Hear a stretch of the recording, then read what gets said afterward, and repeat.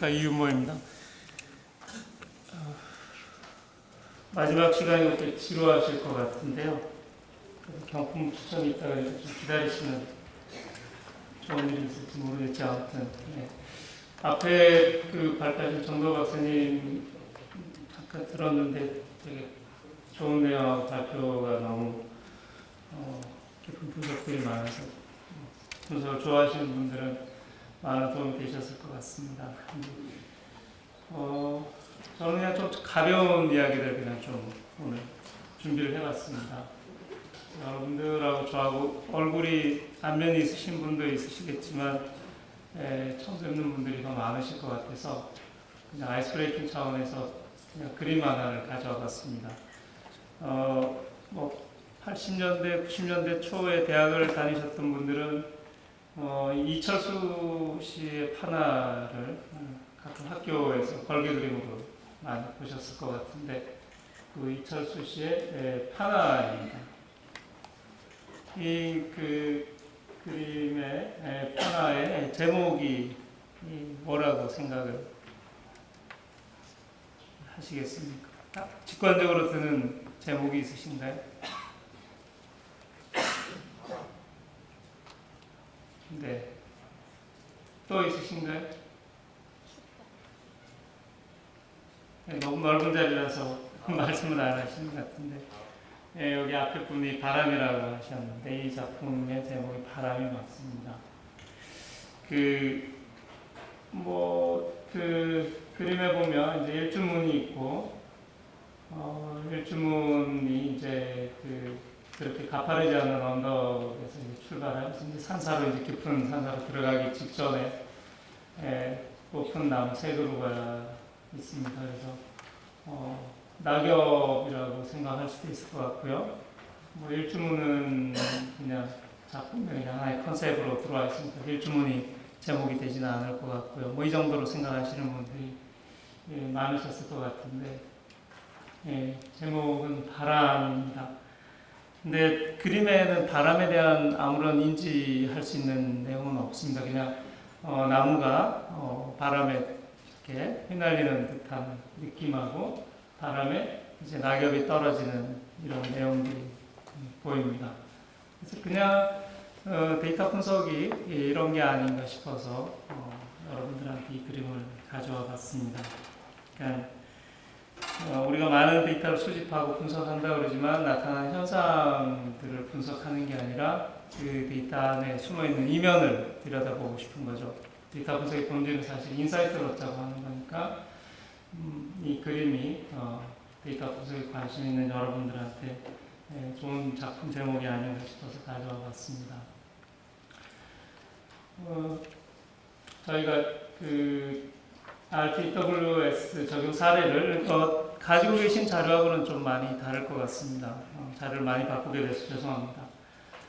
저희가 대기업이 아니다 보니까 저희 고객사분들의 이름이나 그 장표를 마음대로 사용할 수가 없어서 적용 사례는 이제 조금만 보여드리도록 하고요. 요즘 이제 많은 이슈가 되고 있는 스마트 팩토리에 대한 이야기를 잠깐 해보도록 하겠습니다. 결국은 이게 RTW에서 관련이 있습니다만은 기본적인 내용들은 어느 정도 알고 계실 거라고 생각합니다. 무인화, 지능화, 이런 자동화된 미래를 스마트 월드라 그러면 각 산업에서 이런 다양한 스마트 팩토리도 있고 스마트 카, 스마트 홈, 스마트 시티, 스마트 헬스케어 이런 다양한 이야기들이 우리 주변에 있는 많은 이야기들을 이제 스마트한 이야기들을 옮겨가는 그런 많은 키워드들이 있습니다. 그 안에 이제 저희가 보고 있는 부분은 스마트 팩토리라는 것은 기계 또는 시스템에 의해서 자동으로 감지되고 우리가 이제 이야기하는 이제 센스, IoT 이런 이야기가 되겠죠. 감지되는 부분하고 그걸 이용해서 판단하고 그리고 직접 수행하는 이런 인공지능형 자동 생산 체계를 스마트 팩토리라 그러면 굉장히 앞서서 고민을 오랫동안 해오고 있는 이제 독일 같은 경우에 이제 인더스트리 4.0이라고 저희는 이제 제조 3.0이라고 국가에서 많은 정책들을 마련하고 공장의 어떤 표준화된 이제 설비나 장치 그리고 센서의 어떤 표준들을 만드는 작업을 하고 있습니다만은 독일은 꽤 앞서서 인더스트리 4.0이라는 것들을 이야기하고 있습니다. 뭐 어느 정도 접해보신 분들도 계시겠지만, 독일이 가지고 있던 고민은 제조업을 어떻게 자국에 계속 유치를 할 건지, 그리고 저가 생산국과 어떻게 경쟁할 거냐, 그리고 현재 기술 리더십을 계속해서 가져갈 수 있느냐, 그리고 인구는 고령화되고 고임금 문제, 그리고 노동의 고도화 이런 것들을 어떻게 다룰지, 이런 깊은 고민 때문에 인더스트리 4.0을 생각을 하고 있습니다. 그래서 보면 산업혁명의 단계별 특징으로 1차, 2차, 3차를 이야기하지만, 이제 오늘날은 이제 인더스트리 4.0이라고 정의하는 게, 1차 산업혁명 때는 아시겠지만 최초의 기계식 방직기를 만들어냈었죠. 그래서 수력이나 증기기관, 기계식 생산 설비를 가지고 있던 당시 1차 산업혁명이라고 이야기할 수 있을 거고요. 지금 현재 시점에 와 있는 3차 산업혁명은 이제 전자기술하고 IT를 통한 이제 자동화 생산 단계가 현재 이루어지고 있는 모습일 겁니다. 이 단계가 이제 진화가 돼서 인더스트리 4.0이라는 개념을 이제 이야기하고 있는데, 독일 기능진흥연구소에서 발표한 이제 이 개념도가 스마트 팩토리에 많이 이야기되고 있는 그냥 대표적인 그림 중에 하나입니다. 그래서 하부 인프라를 구성하고 있는 이제 IoT와 그리고 iOS, 즉 인터넷 오브 서비스 영역의 이제 PLM, SCM, CRM, QMS 이런 다양한 이야기들이 중간쯤에 스마트 팩토리가 있다라고 이야기하고 있습니다. 개념적으로 이렇게 보고 있지만 구체적으로 좀 쉽게 표현을 해보면 이런 개념이 아닐까라고 설명을 드릴 수 있을 것 같습니다. 인더스트리 4.0이라 그러면 즉 우리가 머신에다가 자동화된 생산 체계를 갖춰놓은 게 인더스트리 3.0이라면, 4.0이라는 궁극적으로 제품을 만드는 데 있어서 IoT 또는 RFID라고 할 수 있는데, 그 내용 안에 실제적인 서비스 내용을 담자라고 그런 변화다라고 생각을 할 수가 있을 겁니다. 이게 궁극의 인더스트리 4.0의 모습은 아니지만, 이제 나이키가 고객들의 다양한 니즈를 직접적으로 받아가지고 이런 신발을 생산해서 고객한테 단 하나뿐인 운동화를 만들어주는 이 생산 체계를 만드는 것들이 궁극적으로 인더스트리 4.0의 어떤 한 모습이 아닌가, 이렇게 보여져서 그림을 하나 가져와 봤습니다. IoT는 워낙 잘 아시니까 따로 설명을 드릴 필요는 없을 것 같습니다. 2014년 브라질 월드컵에서 사용한 골 컨트롤 IoT라든지 구글 인슈어 네스트 같은 이제 스마트 디바이스의 방향성을 제시했다고 평가받는 선호스택 같은 것들이 대표적인 현재 이제 핫하게 이야기되고 있는 IoT의 종류가 될 것 같습니다. 2015년 이제 가트너에서 발표한 하이프사이클에서 인터넷 오브 띵스 IoT가 2011년부터 계속해서 이야기되고 있는데, 굉장히 지금 시장에서 뜨거운 이야기인 건 분명한 것 같습니다. 물론 이제 이전에 나왔던 이제 빅데이터 이야기는 조금씩 이제 시장에서 사라져가고 있는 모양이긴 한데, 그건 빅데이터가 중요하지 않아서 그런 게 아니라 데이터 분석은 이미 우리한테 너무 자연스럽게 다가와 있고, 데이터를 분석한다는 건 너무 당연한 일이 되었기 때문에 빅데이터라는 이야기를 좀 적게 한다는 것이 데이터가 중요하지 않다는 이야기는 아닐 겁니다.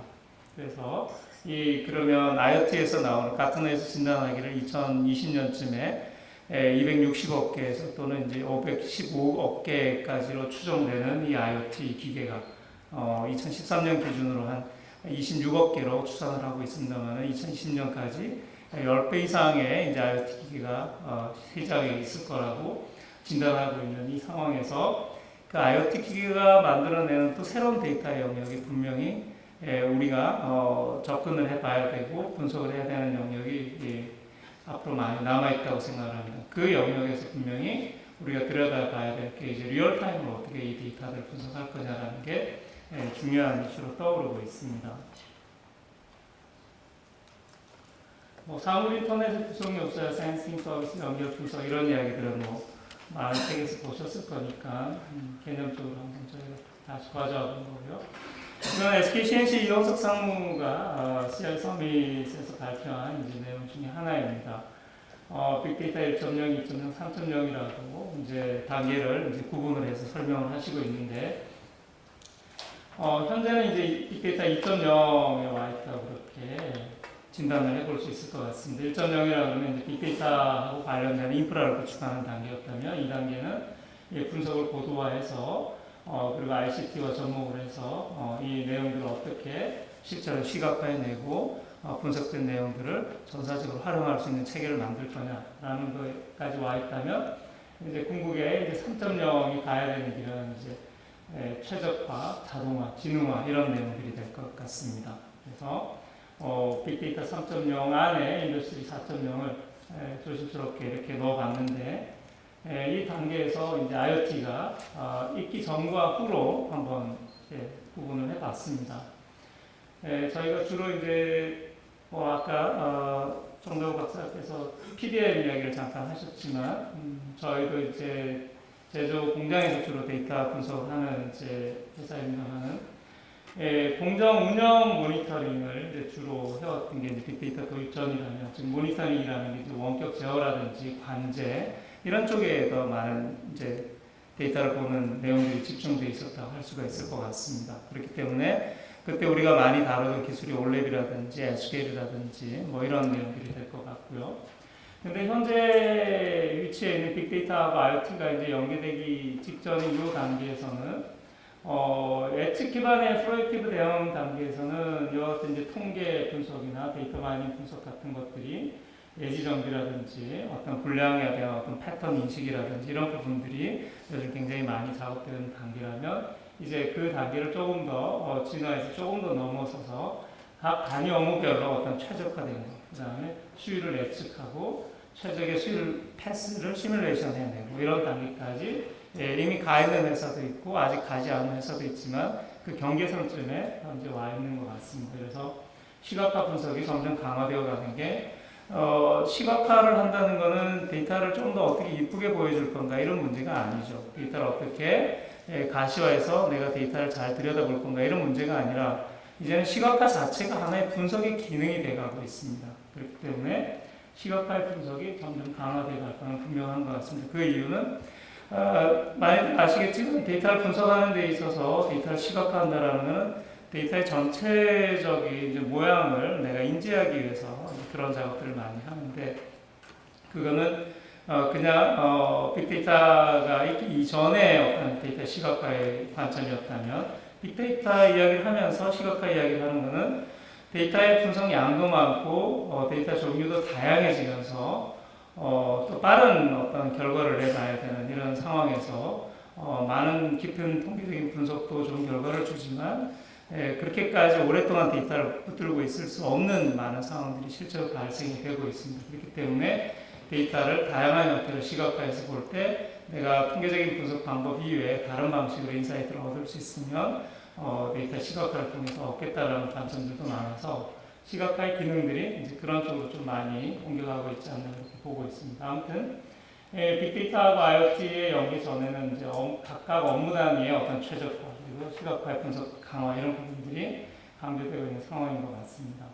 그럼 궁극에 이제 빅데이터하고 IoT가 연계한 이후의 모습을 어떻게 볼 수 있냐면, 모든 정보를 실시간으로 통합하고 공유할 수 있는 체계가 만들어질 거라고 생각을 하고 있습니다. 그리고 공정과 설비 간의 양방향으로 정보가 전달이 되는 체계가 되겠죠. 그리고 복합적인 룰 기반의 이제 제어가 가능함에 따라서 이전에 단별량적인 요소로 모니터링하고 제어하던 아주 초창기의 공정 운영 모니터링 방식이 이제는 아주 다별량적인 요소를 통해서 실제로 우리가 각각 센서나 장비가 가지고 있는 어떤 고장이나 그다음 불량에 대한 원인 파악이나 이런 부분들, 기본적으로 우리가 스펙이 가지고 있는 선에서 잘 벗어나지 못하는 부분들을 이전에 데이터를 통해서 미리 감지해내고 좀 더 빨리 예측적으로 정비해낼 수 있고 예측적으로 고장을 진단해낼 수 있는 이런 단계까지 갈 수 있다고 그렇게 생각을 합니다. 그리고 실제로 그렇게 공정을 운영해내고 있는 좋은 사례들도 많이 나타나고 있고요. 요거는 이제 저희가 실제로 그 공장에서 분석을 하면서 가지고 있는 분석 체계입니다. 리얼타임으로 데이터를 분석하기 위해서 데이터 소스들을 센서에서 데이터도 가져오고 기존의 생산 공정에서 가지고 있는 RDB에서 데이터를 가져오는 부분, 그리고 또 오랫동안 공장들을 운영을 해오고 있는 상황이기 때문에 고장 이력이라든지 이런 것들이 데이터베이스에 저장이 되어 있지 않고 물리적으로 그냥 이렇게 엑셀이라든지 아니면 그냥 기록지에다가 사람이 손으로 써놓은 그런 데이터들도 상당히 아직까지 많이 존재합니다. 그런 경우에 이런 것들을 다 어떻게 처리해서 가져올 거냐라는 부분이 이제 데이터 소스에서 데이터 시그너처를 만들어서 우리가 분석할 수 있는 단계로 어떻게 떨어뜨릴 거냐라는 부분이 상당히 중요합니다. 그래서 이 시그너처 안에는 이 로 데이터 부분하고 우리가 실제로 분석하기 위해서 정제해 놓고 있는 데이터 마트 부분이 될 것 같습니다. 이 부분은 실제로 리얼타임 분석을 위해서는 이 사전에 이제 그 데이터 소스에서 가지고 있는 원래 그 정제되지 않은 데이터들을 활용의 관점에서 실제로 분석하기 위해서 모델링하기 위해서 갖다 놓는 정제된 데이터 마트를 만들어 놓고 이 작업을 다 거치게 됩니다. 그래서 프리프로세싱, EDA, 센서 데이터 어널리시스, 얼리 워닝 어널리시스, 모델 이밸류에이션 이 5개의 단계를 다 거친 다음에 여기서 이제 확정된 데이터를 다시 운영단에다 이 데이터 마트에서 설계한 내용들을 이제 걸어놓고 실제로 운영할 때는 거기서 리얼타임으로 스트리밍 데이터를 받아오는 체계를 이렇게 운영을 해서 이런 시각화된 내용 화면을 통해서 현재 공장 상황이 어떤지 이렇게 진단할 수 있게 그런 아키텍처를 설계해 놓고 사용하고 있습니다. 이거는 이제 그 앞에서 잠깐 지나가듯이 보여드린 내용 중에 보면 센서 데이터 어널리시스는 센서 간의 상관 분석이 상당히 중요합니다. 그리고 주요 영향 인자가 어떻게 되는지, 센서 데이터가 보여주는 어떤 고장의 패턴이라든지 불량의 패턴이라든지 불량 원인 인자 발견을 위한 모형의 추출이라든지 이런 것들이 상당히 중요한 내용이 될 거고요. 이 얼리 워닝을 위해서는 지금 말하자면 고장이 나는 부분에 대해서 언제 고장이 날 거다라고 인지하는, 고장이 났을 때 고장이 났다고 판단하는 게 중요한 게 아니라 언제 고장이 날 건지 미리 인지하게 해주는 작업들이 중요한데 그 미리라는 시점도 사실 굉장히 중요합니다. 왜냐하면 뭐 공장에서 직접 작업하시는 분들도 계실 것 같아서 저보다 더 잘 아시겠지만 공장은 어떤 수리 부속품이라든지 생산 원료라든지 이런 부분을 항상 제품 생산을 위해서 재고 관리를 해야 되는 상황입니다. 근데 이 재고를 어떤 방식으로 관리를 하느냐에 대한 문제 때문에 재고 비용 관리라는 재고 관리 비용이 상대적으로 많이 드는 이제 그런 회사들이 있을 겁니다. 근데 요즘 뭐 G2라 그래가지고 상당 부분 많이 이제 절감하는 정책들을 하고 있긴 하지만 그래도 중요한 설계라든지 부품들은 오랫동안 회사에서 재고를 가지고 있긴 해야 될 겁니다. 이럴 때 미리 어느 정도 수량을 얼마만큼 우리가 잘 확보를 하고 있느냐라는 부분하고 공급사에다가 그런 수리 부속품에 대해서 어느 시기에 납품을 받을 수 있는지, 즉 우리가 현재 재고를 가지고 있지는 않지만 고장이 날 거라고 가정을 했을 때 주문을 넣었을 때 이제 제품이 납품이 되는 시기까지는 리드 타임이 이제 굉장히 중요한 재고 관리에 대한 이슈가 될 겁니다. 그렇기 때문에 이 리드 타임을 줄이는 것이 이제 구매 담당자들의 중요한 이슈이기도 하지만 미리 어느 정도 시점에 우리가 쓰고 있는 설비나 장비가 고장 날지 조금 더 빨리 진단할 수 있으면 이 리드 타임을 적절하게 가져갈 수 있는 프로세스를 잘 가지고 있으면 이 회사가 장비나 설비에 대한 재고들을 직접 가지고 있을 필요가 없겠죠, 그죠? 공급사에다가 어느 정도 일정 부분 수량을 납품할 수 있는 이제 그 관리 체계만 잘 유지를 해주면 되기 때문에 이 얼리 워닝이라는 그런 관점에서도 상당히 중요한 내용이 될 것 같습니다. 그래서 이 센서 데이터들을 통해서 각각의 센서들 간에 즉 이런 셈이죠. 온도를 감지하는 이제 센서가 있을 거고 진동이라든지 압력을 이제 감지하는 여러 가지 센서들이 있을 겁니다. 근데 온도를 감지하는 센서는 온도만을 알려주는 것 같지만 실제로 센서가 보여주는 여러 가지 작동 방식을 보면 압력을 원래 측정해서 알려줘야 된다고 생각했던 센서가 온도를 그 인지해주는 다양한 센서들과의 복합적인 패턴을 봤을 때 훨씬 더 빨리 온도 때문에 어떤 장비가 이상이 올 거라고 인지해주는 경우들이 상당히 많이 있습니다. 그래서 그런 요소들을 찾아내는 것들이 우리가 생각보다 빠른 시점에서 어떻게 기존 설비나 그 장비가 가지고 있는 스펙보다 훨씬 더 빨리 이제 고장이 날 건지 아닌지를 알려줄 수 있는 중요한 인사이트를 여기서 얻을 수가 있습니다. 그 요소들을 찾는 게 센서 데이터 어널리시스라고 생각을 하시면 되고요. 그 이후에 이제 발견된 내용들을 가지고 어떻게 관리선을 설정할 건지, 즉 어떤 관리선을 넘어섰을 때, 즉 예를 들어서 온도가 현재 스펙으로는 120도라는 관리선을 넘으면 이제 고장이 날 것 같다라고 인지한다고 하더라도 실제로 120이라는 거는 제품을 구입할 당시에 이제 공장 설비가 들어올 당시에 이제 그 개 설비나 장비가 가지고 있던 기본 스펙인데 오랫동안 운영을 하다 보면 이게 깨지는 경우가 굉장히 많이 있습니다. 그런 경우에 이 관리선을 130으로 올릴 건지 아니면 110으로 내릴 건지 이런 포인트들을 데이터 분석을 통해서 해보는 작업들이 굉장히 중요합니다.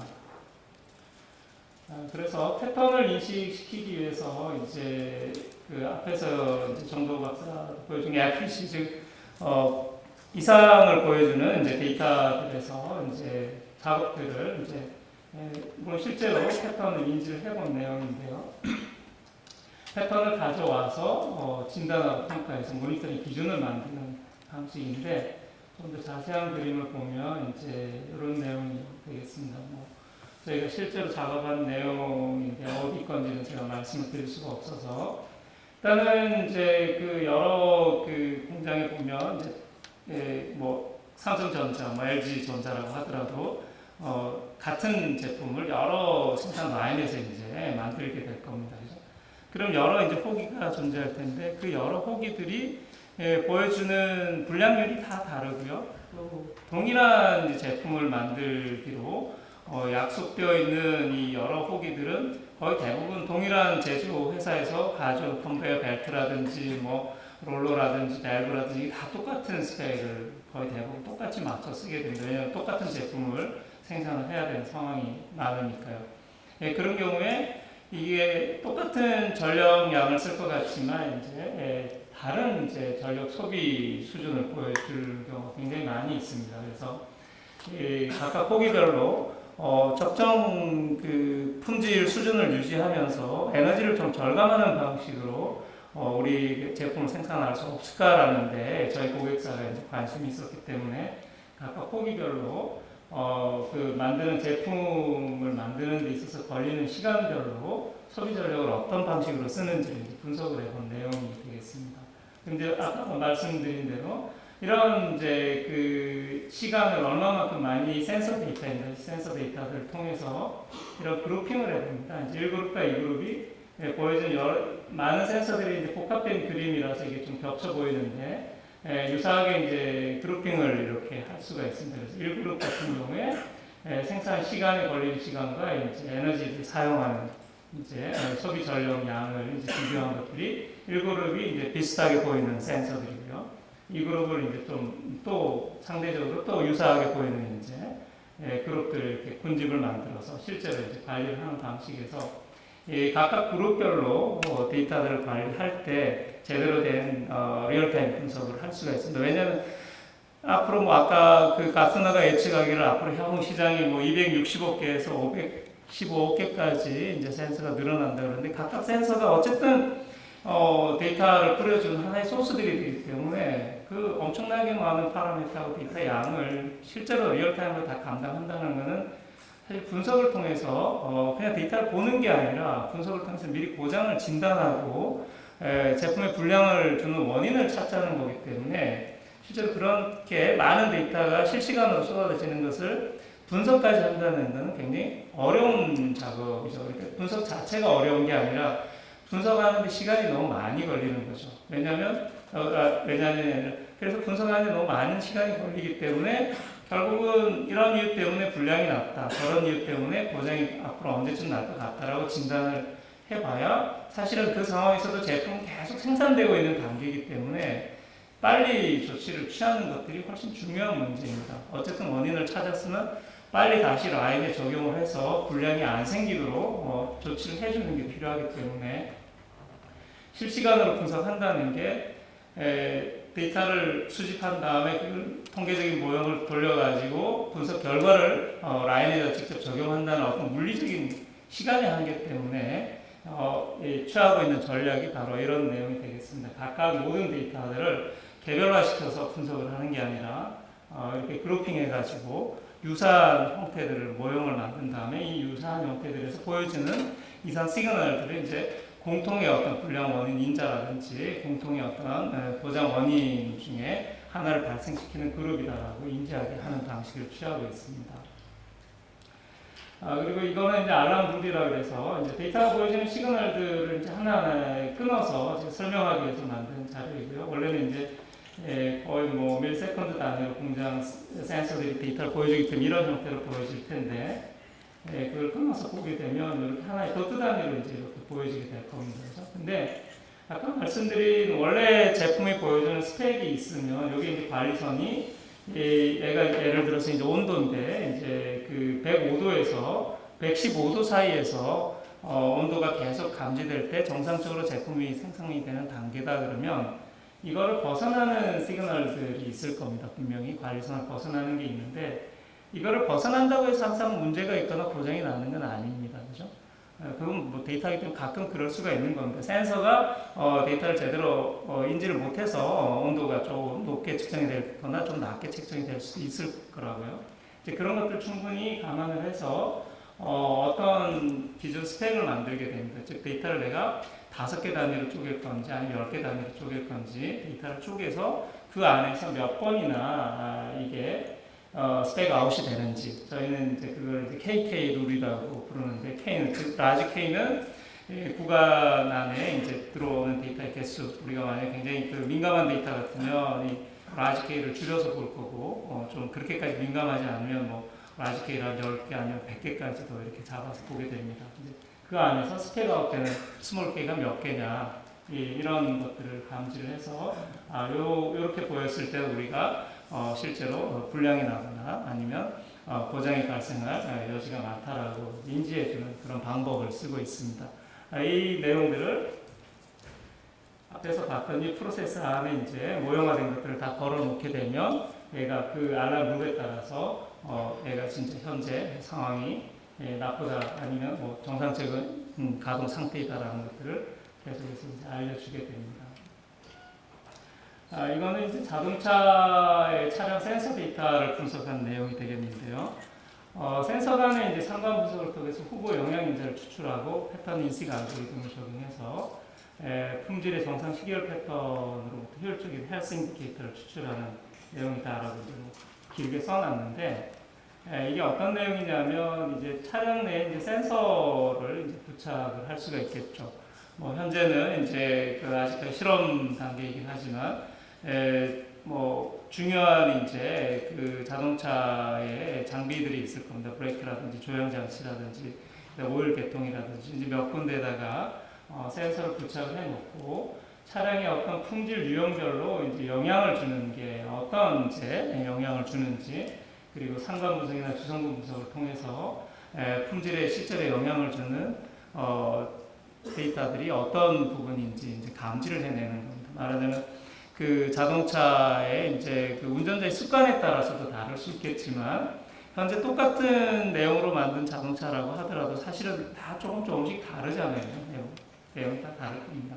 근데 그러면 운전자가 주로 어디서 운전을 많이 하는지 또 하루에 어느 정도 거리를 운전하는지 뭐 주로 뭐 주말에만 이제 바깥으로 교외로 나가서 운전하면서 고속도로만 주로 이용하는지 아니면 시내에서 출퇴근용으로 주로 이제 짧게 이제 운전하는 사람인지 또 그 사람의 운전 습관에 따라서 미치는 자동차의 어떤 마모라든지 손상이라든지 이런 부분에 대해서 영향들을 이제 다 분석하기 위해서 다양한 이제 운전자들로부터 이제 이런 데이터들을 이제 수집을 하게 될 겁니다. 그러면 그런 여러 제가 이제 운전하는 자동차를 그러면 제 운전 습관이나 이제 제 생활 스타일에 따라서 운전하는 영역이라든지 운전하는 습관에 따라서 보여주는 데이터가 굉장히 다를 겁니다. 이제 그런 부분에서 조향 장치하고 뭐 엔진 오일 계통이 서로 영향을 많이 미쳐서 이제 고장을 유발하고 아니면 품질에 이제 망호를 가져오는지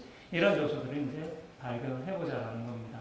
그렇게 되면 이 로 데이터하고 서머리 데이터를 가지고 각각의 IoT에서 보여지고 있는 이제 데이터들이 어떤 상관성을 가지고 있는지, 그리고 또 IoT 데이터들이라고 하지만 이 데이터들이 너무 많기 때문에 좀 데이터를 줄여서 좀 보기 위해서 다변형적인 요소를 찾기 위해서 주성분 분석을 통해서 좀 데이터의 어떤 변수를 좀 추격을 해서 이제 원인 인자를 좀 더 빨리 찾고자 하는 그런 목적으로 사용하는 기본적인 이제 분석이 앞단에 있습니다. 그리고 그 이후에 이제 다양한 자동차들에다가 이것들이 이제 적용을 해보게 됩니다. 그러면 이제 저 진행 시간이나 뭐 어떤 이슈 기준에 따라서 이상치를 제거할 필요가 이제 데이터를 만지는 데서 생기게 됩니다. 그리고 대상 자동차의 어떤 그 움직이는 이제 방식이나 운전자의 어떤 습관, 그리고 아까 말씀드린 대로 주로 어느 지역에서 운전하느냐, 뭐 이런 거에 따라서 어떤 그 데이터들을 실제로 패턴화시켜서 보는 것들이 이렇게 쉽지 않기 때문에 차량별로 정상 트렌드를 설정해서 시간 타임에 따라서 이제 불균형이 발생하는 어떤 데이터 이상이 있습니다. 그건 뭐 이상치의 데이터가 아니라 사용자 간의 어떤 습관 때문에 생기는 문제라서 이것들을 동일한 이제 정상 패턴으로 이렇게 설정을 해주는 작업을 먼저 거치게 됩니다.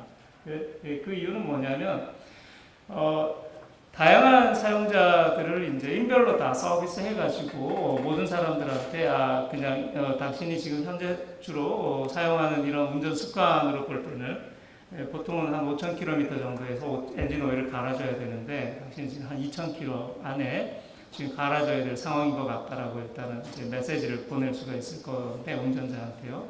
근데 그런 1대1 원투원 서비스를 하기에는 상당히 비용적인 요소가 많이 발생하겠죠. 고객 관리에 대한 측면도 있지만 차량 한 대에서 들어오는 많은 데이터를 그 사람한테 서비스하기 위해서 그걸 일일이 분석한다는 것 자체가 가능한 일이긴 하지만 비용이라는 측면에서 회사가 취할 수 있는 전략은 분명히 아닐 겁니다. 그렇기 때문에 다양한 케이스의 데이터들을 앞에서 이 데이터를 그룹화한 것처럼 고객들도 이렇게 그룹화를 할 수가 있습니다. 어떤 지역에서 주로 운전하고 뭐 이런 이제 또 차량 운전 습관을 가진 사람, 뭐 그리고 요일별로 운전하는 패턴이라든지 이런 것들에 따라서 그룹핑을 하게 되는데 그 그룹핑한 이제 각각 그 1그룹, 2그룹, 3그룹이라고 가정을 해보면 각각 그룹화된 그 고객들의 IoT 운전 습관에 대한 데이터들이 모아지게 되면 그 모아진 데이터들을 가지고 학습을 시킬 때 이 사람들이 기본적으로 차량을 운전하는 습관에 따라서는 어떤 경우가 가장 정상적인 패턴일 거다라고 학습을 시켜놓게 됩니다. 그럼 그 학습된 데이터를 벗어나는 데이터가 있을 때 당신 그룹에 있는 사람들은 통상에 한 3,000km 정도 되면 엔진 오일을 갈아야 되는데 당신은 좀 현재 좀 그보다 좀 과하게 이번에 뭐 어떤 출장이 많아서 운전을 많이 하셨는지 빨리 갈아야 될 것 같다라든지 이런 메시지를 개별화해서 보낼 수 있는 요소가 거기서 생기게 됩니다. 말하자면 모든 사람한테 보내는 게 아니라 정상적인 사람의 그룹 안에서 벗어나는 사람한테만 이제 개별화해서 이제 보낼 수 있는 체계로 가져갈 수 있는 것들이 바로 이 정상 패턴을 찾게 되는 이유가 되겠습니다. 그래서 사실은 이제 말로는 이렇게 간단하게 말씀드리지만 어떤 그 센서 데이터들이 복합적으로 작용을 해서 엔진 오일을 갈아야 될 시점이 언제라고 미리 알려준다라든지 아니면 브레이크가 파손이 될 위험성이 지금 높은 상태라든지 이런 걸 알려주게 되냐면 브레이크에 장착되어 있는 그 센서라든지 오일 계통에 있는 센서가 알려주는 게 아니라 많은 다양한 요소들의 데이터를 복합적으로 봐서 그걸 하나의 지표로 만들어서 사용하는 방식이 현재로서는 가장 좋지 않냐라고 해서 저희 나름대로는 그 이름을 이제 헬스 인디케이터라고 이름을 붙이고 있습니다. 헬스 인디케이터는 데이터 분석하는 사람들께는 간단한 이야기입니다. 즉 단별량적인 요소로 관리되어야 되는 데이터가 아니라 다별량적인 요소로 즉 A, B, C라는 팩터가 복합적으로 작용이 됐을 때 실제로 오일 계통에 영향을 준다라든지 브레이크에 훨씬 더 다른 방식의 영향을 통해서 이상을 빨리 유발한다든지 이런 것들을 미리 좀 알려주고 좀 더 빨리 인지할 수 있게 해줄 수 있다 그렇게 보고 있고 그런 체계로 하고 있는 것들이 바로 이 차량 센서에서 리얼타임으로 데이터를 분석하는 내용이 되겠습니다.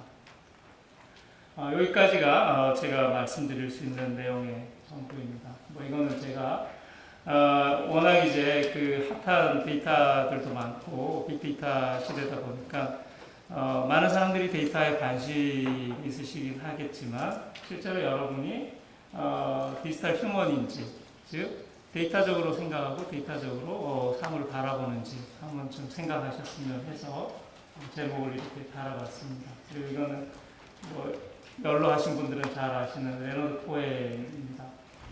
모든 사람 스스로가 잘 알고 있을 거라고 생각합니다. 네, 자 혹시 질문이 있으신가요? 예, 질문은 저쪽에 외부에 좀 부스가 좀 네, 알겠습니다. 예, 유익한 말씀 감사합니다, 박사님. 다시 한번 큰 박수 부탁드립니다.